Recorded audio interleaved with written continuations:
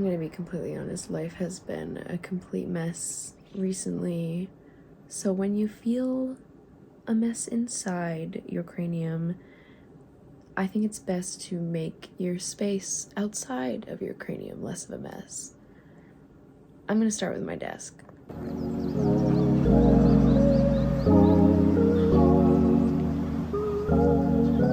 not a total Betty, but a vast improvement. Let me know if you know what that reference is from. I think it's probably diagnosable depression at this point, which I think is hilarious because I spent all this time being like, I'm not depressed, it's just the state of the world in my life. And now it is actually starting to feel like, okay, we need to actually get the dopamine and the serotonin back in the brain.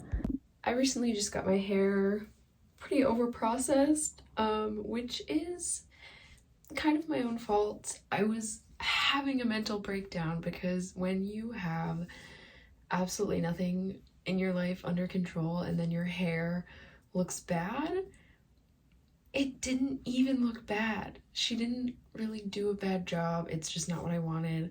She was very understanding and she fixed it. Now, in order to make it not so like fluffy and frizzy, I'm just gonna do a hair mask.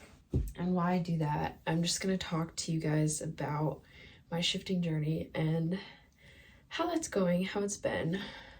So if you follow my TikTok account, which I think that you should, obviously, you're gonna see like this pattern of like, it's mostly just fear, but at least I know it's fear. Like, we're making progress. I don't even want to say that I'm making progress because I've made a big step. I made a big step in my shifting journey recently because I did it after a really long time of just trying to force it. And the thing about shifting is that I don't know if other people can force it, but I certainly can't. I can't force myself to shift. I can't just clench super hard and try to be in my DR because it's all about the mindset, right? You have to already be in your DR. So if you're forcing it, you're just reinforcing the idea that you're not already there. So that's what I was doing for the longest time. And then I wasn't able to figure out a different way to do it. So I just stopped. I just stopped trying to shift for a while. But I never stopped thinking about it. I don't think I'll ever stop thinking about shifting. This is my thing. This is like my number one hobby. But it's not the only thing anymore. Well, it never was. It never was the only thing. I was just kind of treating it like it was because it's amazing and it will always be amazing and cool. Yeah, shifting makes me really happy. But during a time in just our world where everyone needed an escape and we were all just at home, that was a huge thing for us. I don't even want to say huge thing, that's an understatement. It was revolutionary to so many people on the internet that I know now, friends that I've made, and the community that I'm a part of, that I feel like I belong to. Huge thing is definitely an understatement when it comes to what shifting meant to us, because we were in COVID. We were in the middle of a pandemic. I don't need to remind you about that. And I really don't want to, but now I don't want to say I wish COVID never happened because my life is suffering in every other area because of the pandemic. It affected us mentally to such a strong degree that it's going to take a lifetime, I think, to recover just from the trauma of lockdown and the trauma of a disease and like the political effects that it had on our world, because I had a feeling just based on like what I learned getting my degree, when you have a pandemic, when you have anything that affects the world that much and affects people like psychologically that much, what's going to follow is going to be like a lot of these like social explosions. Like people are gonna make rash decisions. People in power are gonna make rash decisions. People's reactions to those decisions are gonna be explosive and hyperbolic. And people are not gonna want to leave the house and do something about it.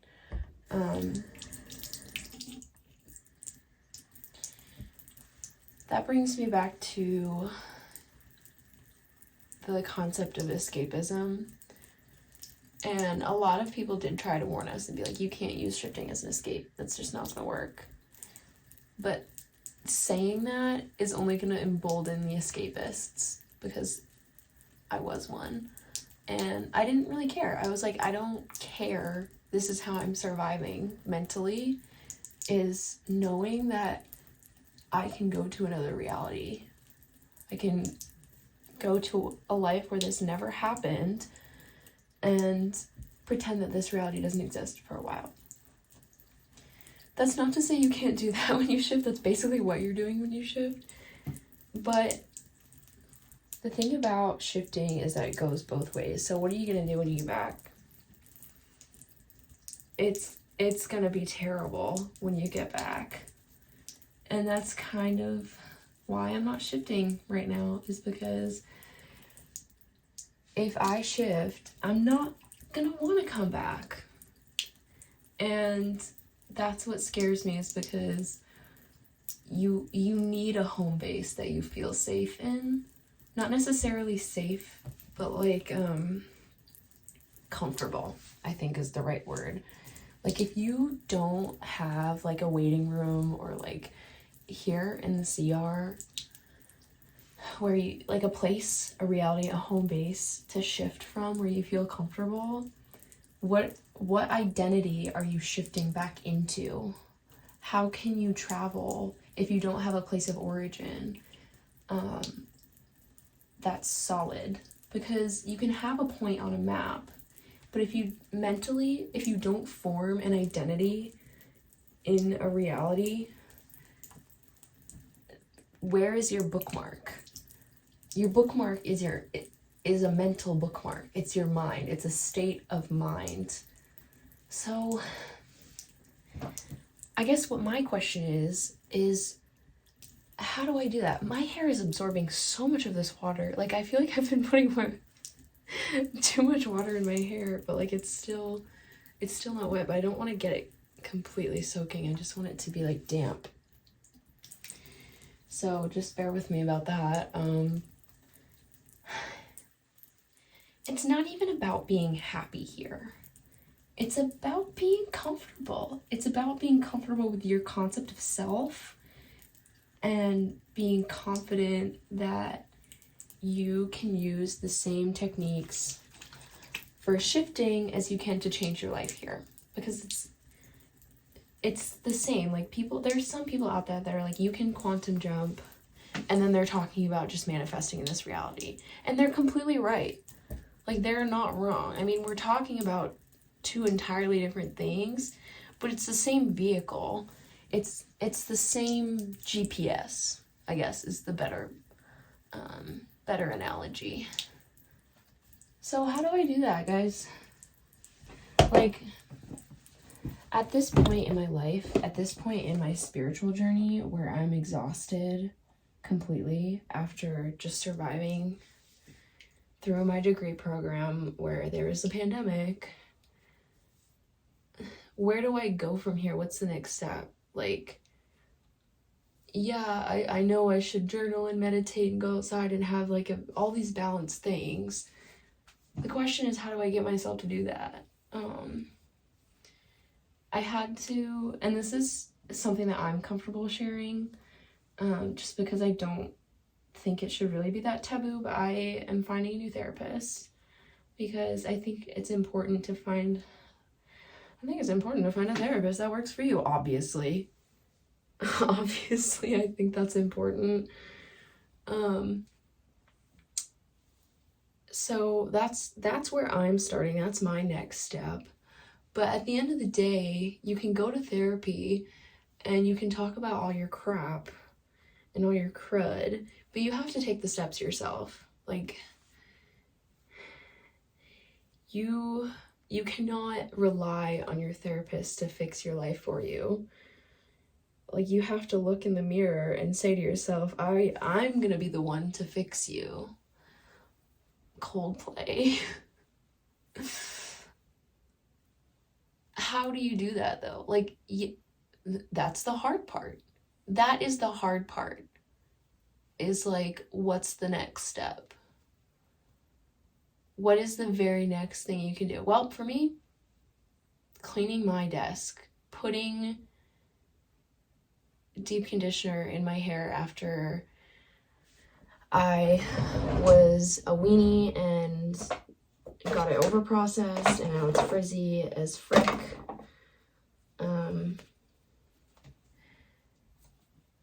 After this, I don't know, go pet my cat. You guys like Toby, and I say the same thing over and over again. Toby will never love you back. I'm sorry. He's just... Everyone loves Toby because they see him on the screen and they're like, oh my god, he's so sweet and cute. To me, if anyone he meets IRL, he will sniff your hand, he'll give you a chance, gag and run away. And that's how I feel about most people in society. And maybe that's my problem, is like, I raised my cat to be a bitch. More on this side. I think your pets are a reflection of yourself. And not that there's anything wrong with Tobias, it's just that he understands me. He understands that dealing with the world, the outside world, in a sense of like humanity, like humans, sucks. It's straight up dookie donks, and I don't blame anyone for being a shut-in, but that's not how we're gonna solve our problems as a society if we just keep staying inside. Like, maybe, yeah, we take a break every once in a while, but we gotta get out of the house. I'm still in my braids. I'm enjoying a cup of shredded cheese as a snack. Very classic, very iconic. I'm gonna have a half-eaten mango. But if you're on my TikTok, that's what I was eating the other day. I'm enjoying this Morbius movie. I don't know about you guys.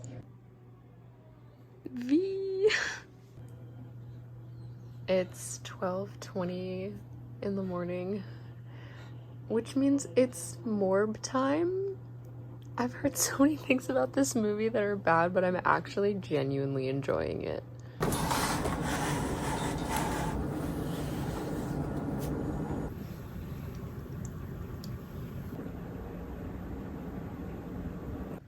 Good morning, Tobias.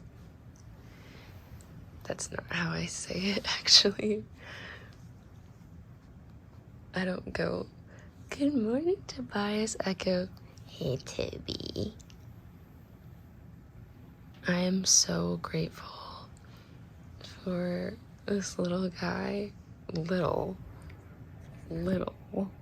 He's the sweetest little sleeper, and he takes up like half the bed. And I let him in pretty early in the morning. I want to start the mornings with more of a gratitude practice. Yeah. And I am not a grateful person. I'm just gonna open right up and say that. But I could be. I think the happiest people are the most grateful people, and I want to be a happy person. So I'm grateful that I have a freaking roof over my head, a really comfy bed for me to sleep in, and a best friend to share that time with, because it is so important for me to have Toby. He is so good for my mental health, and I think he knows that because lately he's just been spending a lot of time with me. I am so lucky and so grateful for this little creature. Again, he's not little at all. I've had Toby for almost 10 years now, and no, yeah, I think it's been around 10 years with this cat. I love him. Oh, hi.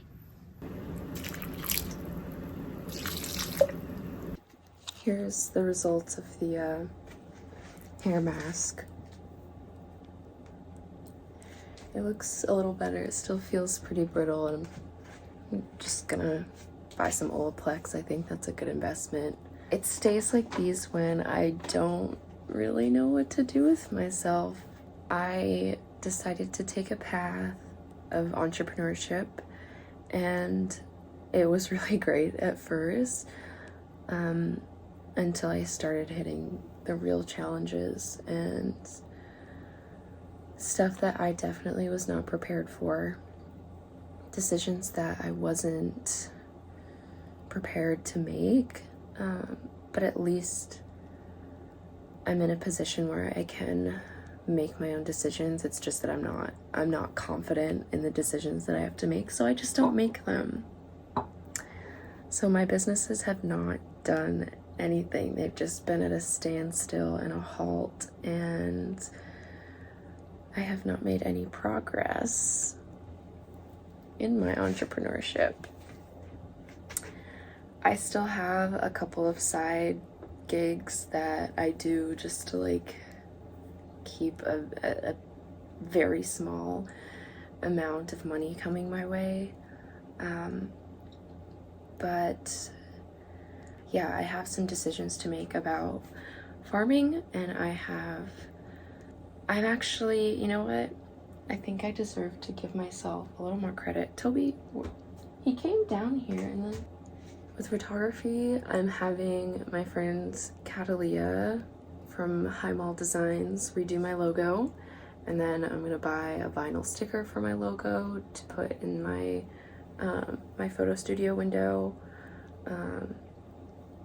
I'd like to book a shoot, but at the time no one is looking to book a photographer, so I have to keep my portfolio updated no matter what. So I'm gonna reach out on Facebook. I'd like to get more into the fashion photography side of things. I recently asked like my favorite restaurant in town if I could do some food photography practice with them, and they loved the idea. So, and yeah, I'd like to get into the engagement photography business, no weddings. So yeah, good morning. I'm gonna write out my to-do list. Hopefully there's a mindfulness practice in there somewhere, some kind of journaling that I've been avoiding. Maybe I will set my intentions for the day with some journaling. The progress that you make sometimes just isn't noticeable, and sometimes things get worse before they get better. And I feel like I look like Doctor Strange with this highlight right here, but I'm not hating it because I have a big crush on Doctor Strange. It's a great way to start the day when you have a rainbow in your face. This is why vlogging is good for me, because I just swept up the dirt on the side of the room so you could see the rainbows. This one there, and look who came back.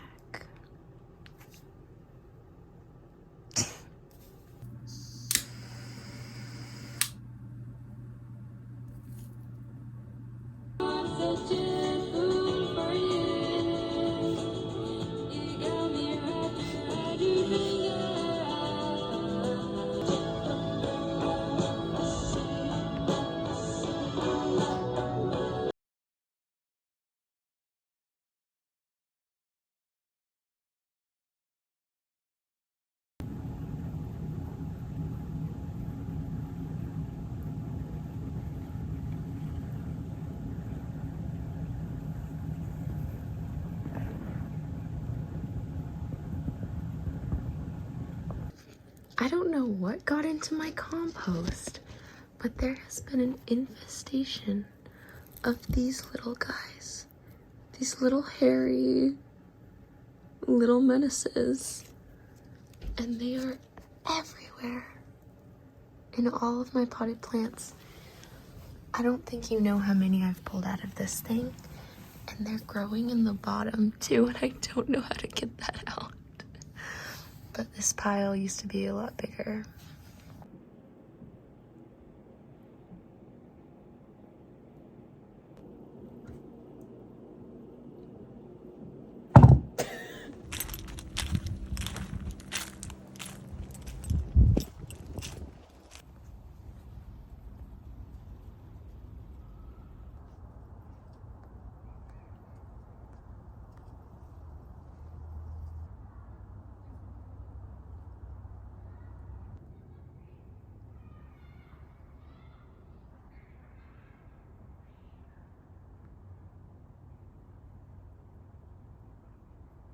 If you had asked me when I was in 6th or 7th grade what I thought I would be doing when I was 24, I would have not answered math tutor. I probably would have said something like professional dancer or, I don't know, ambassador to the moon. That's still my number one job that I'm looking for. I decided to come to the park after my tutoring session. You know, I kind of didn't want to go today because, you know that feeling when you get when you're like, I just don't want to go to work. Even if you know that it's going to go well, it doesn't matter. You just would rather do something else. Not like there's anything wrong with tutoring. I like the student that I'm tutoring, but I can tell you for sure that he would elect to not go to tutoring because it's work. But after I went, like, I just feel so much better. He was really focused today, and that made me happy, and it went really well. And since it was a nice day, I've been wanting to come to the park and just chill out. Just spend some time outside and listen to screaming children and birds. But I've been thinking a lot about my personal identity because in the beginning of this video, when it was yesterday, I talked about what are you shifting back to? So the question is, oh, the geese are coming back. I'm really happy. The question is, who am I? Here. I'll know once I figure that out.